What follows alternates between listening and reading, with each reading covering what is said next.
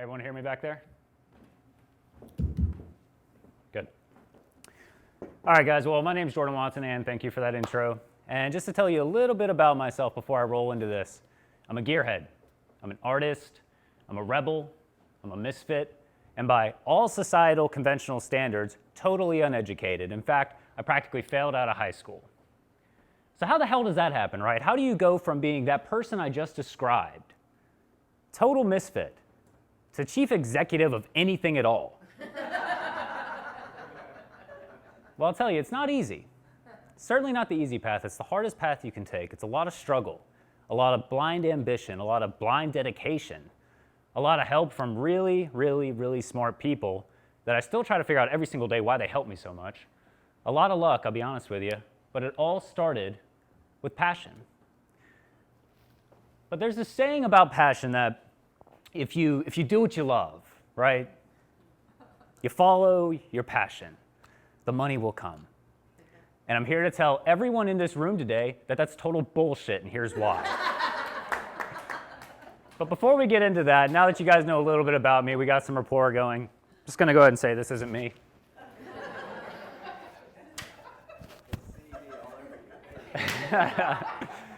But while I'm doing my little striptease up here, let me ask everyone a question. Why are you on this planet? What were you put here for? And not in this room, why are you here? What is your purpose? Now, for passionate people, that's not a terribly challenging question to answer, right? You know it here. It's in your heart. You've known it since day one. But there are two types of passionate people, right? And let's see if it's working. Aha, there we go. All right, so you type 1 passionate people. Let me go ahead and tell you, you've got life figured out. Your ideals, your creations, your passion, and the fruits of your passion alone are all the fulfillment you need. That's it. You don't complicate things. You are, by definition, content. You are in a state of satisfaction, and I envy the hell out of you. Because the other passionate people, us type 2s, we complicate the ever-living hell out of it, right? So for us, everything about us is totally unnatural. Totally unnatural. Everything we do is big. If it doesn't have a huge impact, if it doesn't question the status quo at large on a huge scale, we're not interested and we're not into it. And let me tell you, it's painful as hell, right? Ask anyone that's ever done anything big, whether they were successful at it, and especially if they failed at it. How painful is it? And it ain't easy. It's one of the most painful things you can go through. But for us type 2 passionate people, the pain of going through that is far less than the pain of not trying. We couldn't live with ourselves if we didn't at least try. But again, by definition, we are discontent. This is a state of dissatisfaction by all conventional standards, but by my definition, you're a masochistic crazy person, right? And it's painful, right? Whatever the hell you pronounce that with. There we go. All right, so whether you're type 1, type 2, you're a passionate person, right? It's so easy to get stuck in a rut trying to figure out, what do you do with this? And it doesn't have to be about money. Again, money, as Simon Sinek would say, money is not the goal, it's a result. But no one wants to be broke. So how do you get past this? And some people romanticize this struggle. They think that it's paying your dues and it's the beauty of being a starving artist. And let me tell you, that's not limited to just artists, right? That could be anything. That could be starving architect, be a starving comedian, starving musician.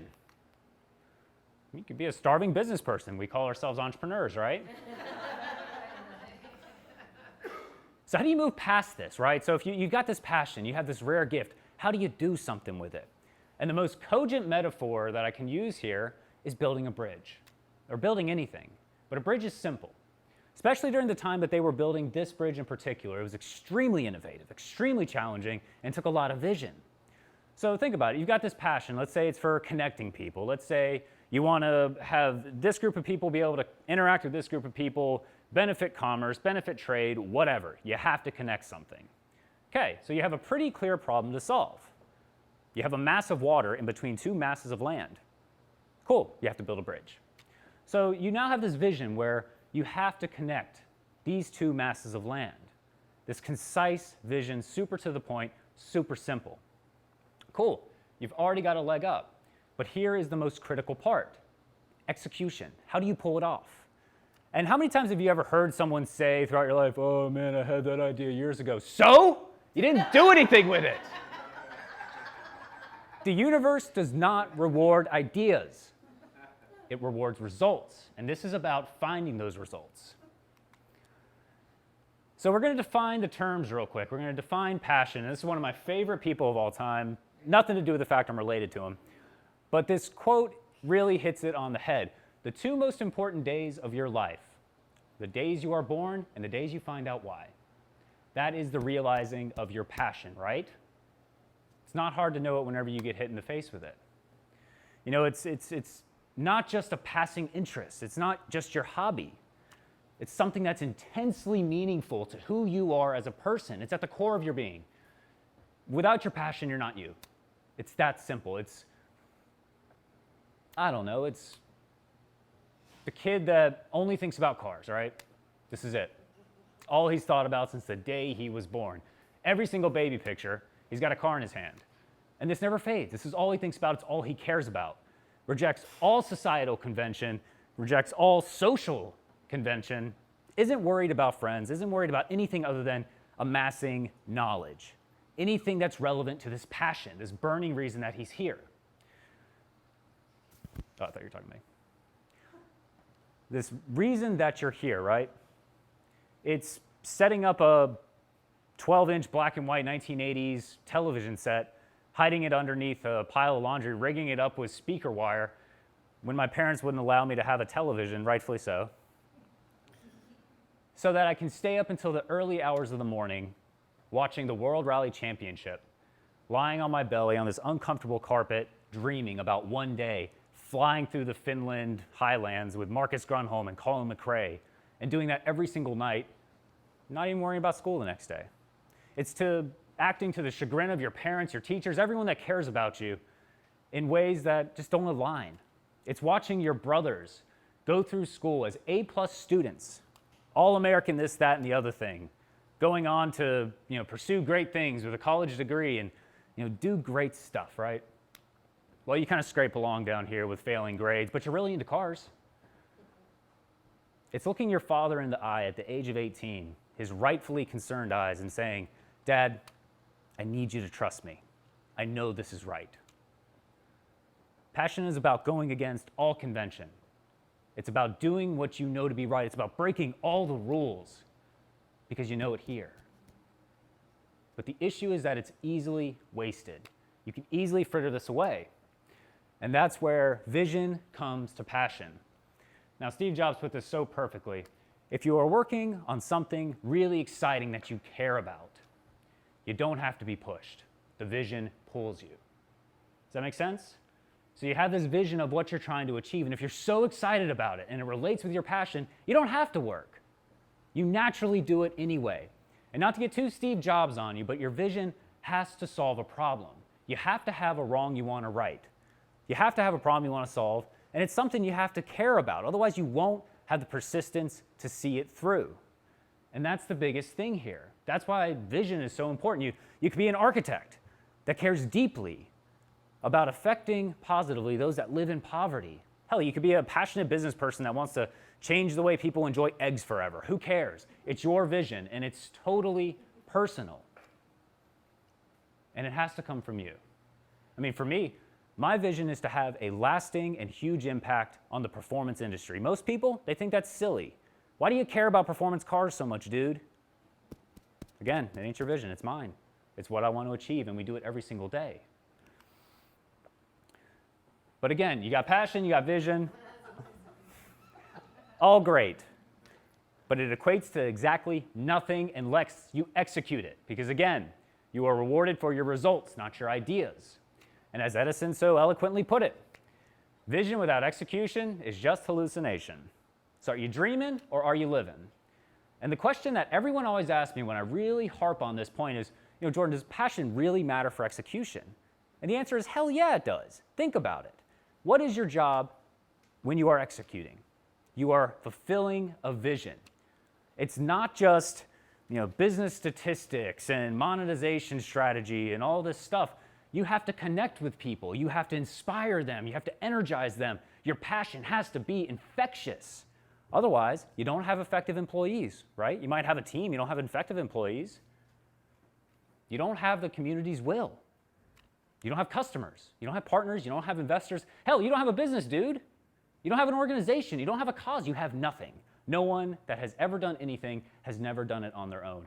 And that's why passion is critical for execution, because if you cannot connect with people and you can't inspire them, then you can't do a damn thing. And that's why passion is everything for execution. One of my favorite quotes of all time is from Simon Sinek. People don't buy what you do, they buy why you do it. And that's from Start With Why. And it's totally true. And here's the thing you got to get okay with. If you're trying to do something big, guess what? Whether you like it or not, you're a salesperson. It's the best job on the planet. President of the United States, best salesman ever. Because you have to inspire people. You have to energize them and you have to connect with them. And if you don't view that as a sales job, and you don't try and sell why, you just sell what. You tell them what you do. You tell them how you do it. We're different. Join our team. You're going to fail each and every time. So kind of bringing this together, if you walk away with just a few things here, I want you to understand your passion, or at least have the knowledge to go seek out what it is. Do you care to do something big? Do you not? And if you care to do something big, what impact do you want to have with that passion? What do you want to achieve? What does success look like? What impact is it, and on whom? It's got to be concise. It has to be succinct, and it has to convey your passion properly. And the most important thing is you have to execute, and you have to maintain your passion all the way through, from start to finish. Otherwise, you will fail. And most companies that fail, they failed to identify a need, they failed to execute, they failed to inspire people. That's it. Now, whether it's a company, an organization, doesn't matter. You're telling a story. And that's the way you have to look at this. So I'll tell you, if you decide to do it this way, embrace the struggle. Love it. Get used to it, become a masochist, because I tell you, it's going to be a painful journey. It's fun, though, if you're a masochist. And you have to fully acknowledge that you have to keep your eyes open, at the same time, close them shut. Because you have to have blind ambition, blind courage, and never quit. That's the single greatest thing from any CEOs, any great leader. They don't talk about their strategy. They don't talk about how they were able to negotiate this deal. I never quit. That's it. Persistency. Embrace your luck. You're going to have a lot of it, okay? And ask for help. That is the biggest thing that I see so many people not doing. Just the resources we have in Wilmington here. You can do anything with the success that is in this town, and everyone's willing to help. You just have to go ask. And the biggest thing I want you to understand is that your passion is not enough. Have a vision and execute it. Thank you.